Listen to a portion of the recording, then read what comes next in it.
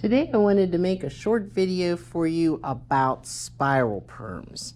A spiral perm comes into being when the hair is too long for a 9-section basic wrap.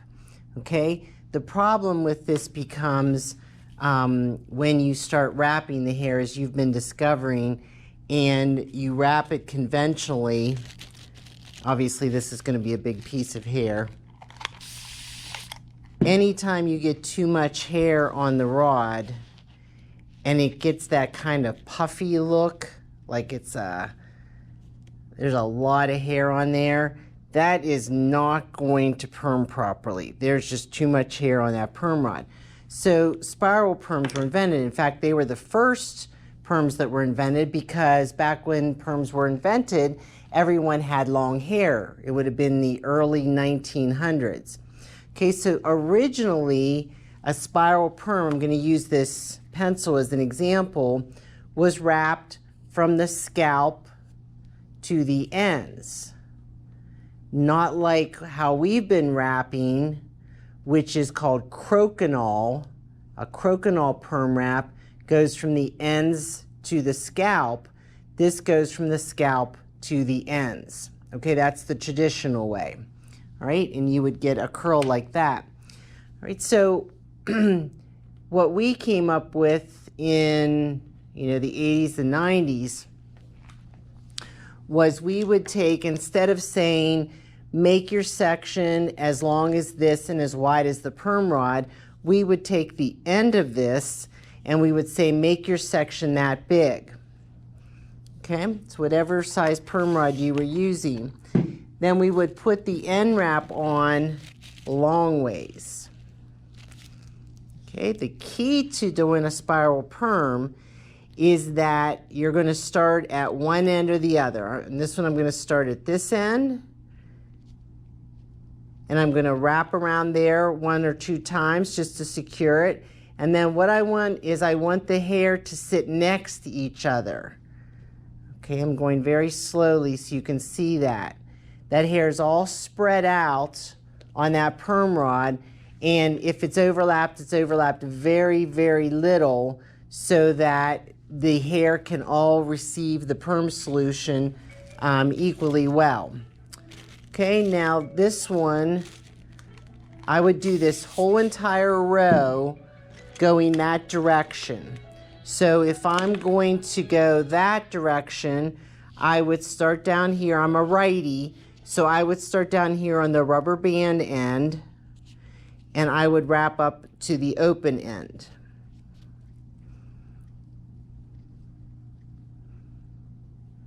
Okay, and you can see they dangle. They are wrapped at an angle other than perpendicular, meaning not straight out. They're kind of held down at an angle, and you just wrap them this way. Now, if I was a lefty, see if I can do this lefty, I would hold the rubber band in this hand. So this time, I would start on the open end. This isn't going to be as nice. And I would wrap up to the rubber band end, and it would hang like that. Okay, so you can always tell a lefty because it's hooked a different way. Okay, so after I had that whole row wrapped like this, on the next row now, I would go the opposite way. So I would put my end paper on the hair, and instead of starting on the rubber band end, I would start on the open end. Okay, so this way I had my right hand kind of down and my left hand up. Now I'm going to switch, and I'm going to put my left hand down, and I'm going to wrap from this end up to the rubber band end and secure it. Now what you can see is that this would be on the next row up. These first ones are all going that way, and then they would turn and they would be going the opposite way.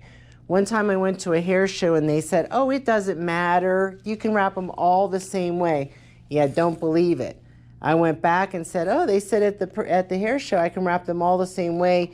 Did that, and I ended up with a girl whose hair literally came back away from her face on one side and went towards her face on the other side.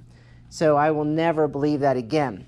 Now, sometimes people think when they're wrapping a spiral perm that all they have to do is turn the perm rod on end. Okay, so they think you just have to turn it on end, and they will literally take bigger sections, okay, and they'll wet the hair, and they'll go ahead and they'll wrap it, just turning it on its side like you always do. They'll just start in the middle and they'll just wrap it up.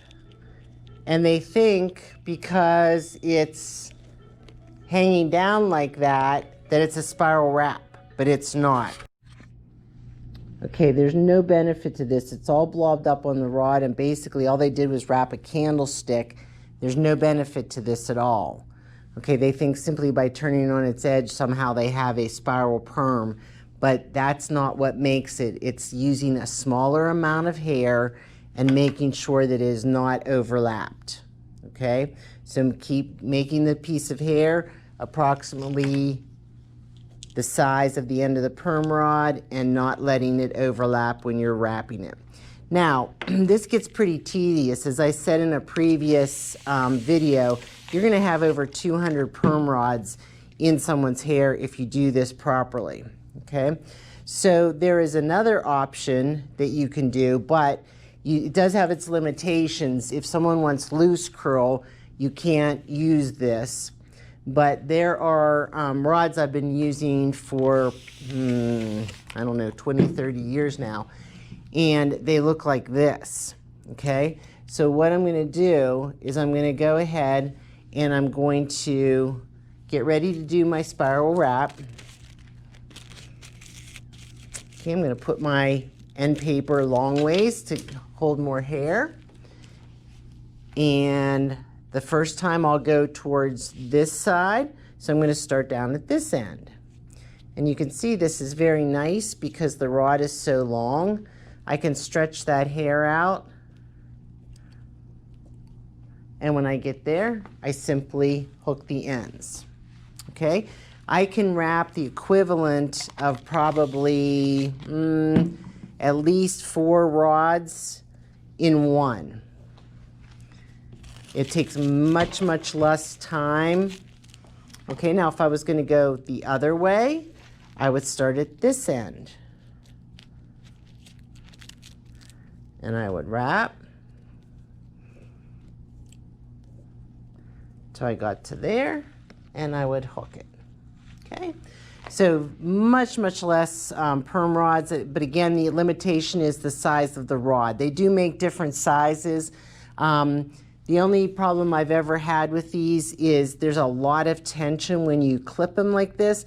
So it does tend to want to pull apart these ends from the rod itself. So I've spent a lot of time re-gluing them. And the thicker they are, the harder they are to get to go together. So there's more tension on them, they break easier.